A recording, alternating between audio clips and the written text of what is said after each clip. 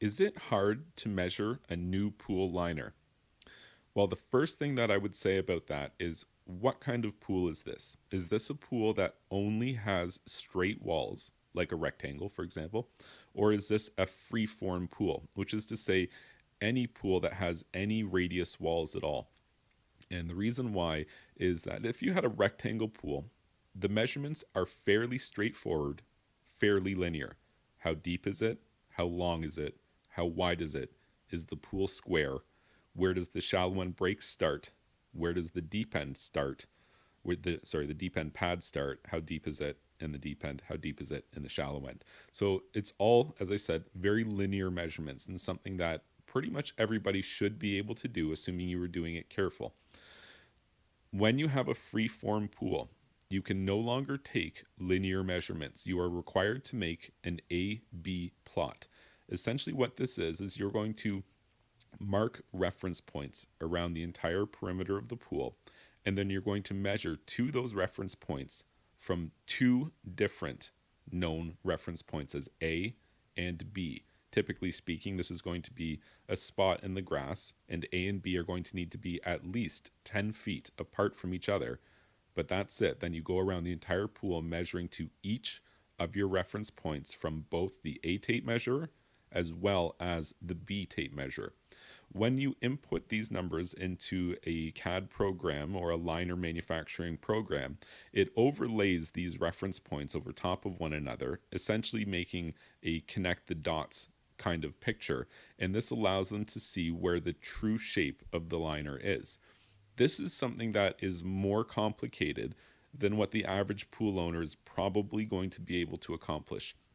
Now, realistically, if it was the end of the world and you had to get this liner in the pool, could you figure out how to do an A B plot measurement? Well, I mean, you probably could. I've got a great tutorial that spells it out step by step on my website. But if you haven't done it before, if you don't have the experience of measuring vinyl liners before, you might be able to get the measurements, but you're not really going to be able to interpret them or adjust them to fit within the scope of your project. Let me give you an example here. When I measure the deep end of a swimming pool for a new vinyl liner, I don't just measure the deep end, okay, there's the number, it's exactly that. I would normally take 1 inch or 2 inches off the overall depth with the idea that I want the liner to be very slightly undersized to fit the pool, such that when I put it under vacuum on a warm sunny day, it's going to stretch perfectly into place and there's not going to be any wrinkles at all. You might be thinking, okay, great, well, I'll do that too, but it's a dynamic thing and you might miss something, and it would be not all that hard to end up with one wrinkle or maybe even a bunch of wrinkles in a free form shaped pool if you were measuring a vinyl liner for yourself for the first time. It wouldn't be hard to miss the mark. Once you have a liner in your pool and it's got a big wrinkle in it, I mean, good luck getting that thing back out to box it up and send it back to the manufacturer. And supposing you even could, it's going to take a long turnaround time to get that back to you. So if you had a rectangle pool or a round pool, I might say, you know what, you can probably do this. If you have a free form shaped pool, I'm a little bit hesitant to recommend that you try doing this yourself. You might want to speak to the liner manufacturer that you're going to purchase from and see if you can hire somebody to measure the liner for you, which is probably going to give you more accurate measurements. So let's talk a little bit about this more. Let's say that you're relegated to having to do this yourself for one reason or another. Well, the first thing I'm going to say is, are you going to measure with the pool full of water or with the pool empty? This is very important. You, in theory, can measure the liner with it full or with it empty, but it's going to make it a lot more challenging for you if the pool is still full of water. And you're thinking, okay, well, no problem, then I'll just drain it and make it easy for myself. Yes, you can do that. It will be easier to get more accurate measurements for things like the back slope, the side slopes, the shallow end break point, your overall depth measurements. These will be easier for you to get once the pool is empty.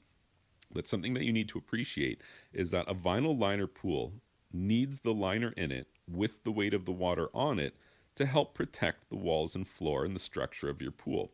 Once you remove the liner, there's a ticking clock, so to speak. Not in every situation, but I prefer to not leave vinyl liner pools empty.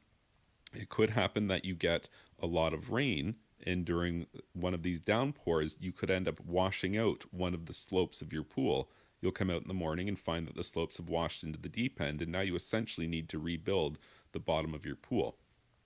That is especially true if you have a sand bottom pool. If you have a sand bottom pool, you should absolutely leave the liner in it with the water in it, at least covering the floor of the shallow end with 6 inches of water. That's the minimum amount of water that I would ever remove from a sand bottom pool, right up until the day that I have the new liner sitting there on the deck of the pool. That is the only point that I would proceed with draining and proceeding with a sand bottom. The reason why is there's nothing to hold that sand in place. Once you take the liner out and there's no water in there, the sand will dry up and start to move around, and if you have any slopes, they're almost certainly going to wash out. So as you can see, there's a lot to consider here, because you might not even know if you have a sand bottom or not. Honestly, it's harder to tell than you might think, because compacted sand feels a lot like concrete, and you might be halfway through tearing out your liner before you realize, oh, I've got a sand bottom pool here. Now you've got a problem. I would measure that liner quickly, and I would communicate to the liner manufacturer, look, I messed up here. This is a sand bottom pool. I've already torn out the liner. I need you to manufacture this liner as quick as possible. It would normally take about 3 weeks or more during a busy point of the season. If you found a favorable year, you might be able to get that liner in about 72 hours, and that's what I would be attempting to do if I discovered last minute that I was dealing with a sand bottom pool. So, while it's not that hard to measure a new pool liner, it's something that, there's a spectrum to it. And as I say, a straight wall pool, it's pretty linear, pretty straightforward. But by the time you start getting into free-form shapes or trying to measure ones that have water in them because you can't tell what kind of floor you have, I'm not sure that that's something that the average pool owner should be taking on themselves. If you found this information helpful, please be sure to like this video and subscribe to my YouTube channel.